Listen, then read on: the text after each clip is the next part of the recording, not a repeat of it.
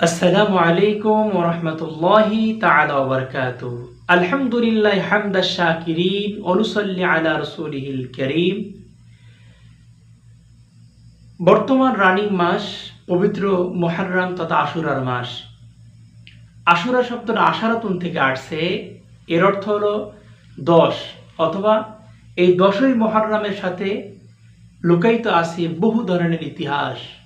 বিশেষ করে রাসূল করিম সাল্লাল্লাহু আলাইহি সাল্লাতু ওয়াস সালামের সেনের নাতি হযরত হুসাইন রাদিয়াল্লাহু তাআলা আনহু তিনি 10ই মুহররম কারবালার প্রান্তরে বুকের তাজা রক্ত দিয়ে ইসলামের পতাকা উড্ডীন করে গিয়েছিলেন।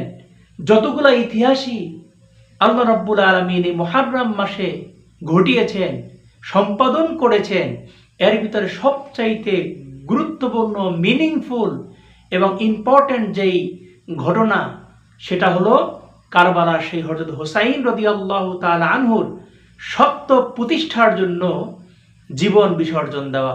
সুবহানাল্লাহি ওয়া বিহামদি। এছাড়াও এই পবিত্র মুহররম মাসে আশুরার দিন বিভিন্ন ইতিহাস ইসলামের ইতিহাস থেকে পাওয়া যায়। যেমন আল্লাহ রাব্বুল আলামিনের পয়গম্বর আদম আলাইহিস সালাতু ওয়াস সালামের দোয়াকে এই 10ই মুহররম আল্লাহ রাব্বুল আলামিন কবুল করে তাকে আল্লাহ মাফ করে দিয়েছিলেন।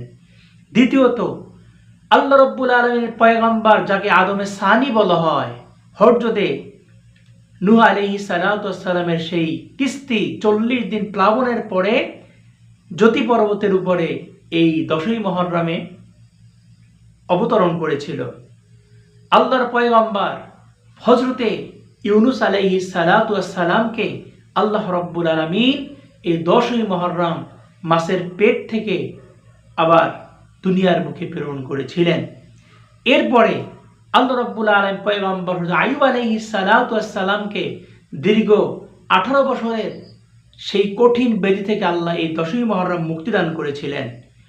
এরপরে হযরতে আপনার মুসা আলাইহিস সালাতু ওয়াস সালাম, যেই ঘটনাটা তাফসীরের ভিতরে বেশি উল্লেখ আছে সেটা হলো আল্লাহ রাব্বুল আলামিন মুসা আলাইহিস সালাতু ওয়াস সালামকে এই মুহররমের দিন নাজাত দান করেছিলেন আর পৃথিবীর নিকৃষ্ট প্রাণী, নিকৃষ্ট মানবরূপী জানোয়ার ফেরাউনকে চুবিয়ে দুনিয়া থেকে বিদায় দিয়েছিলেন।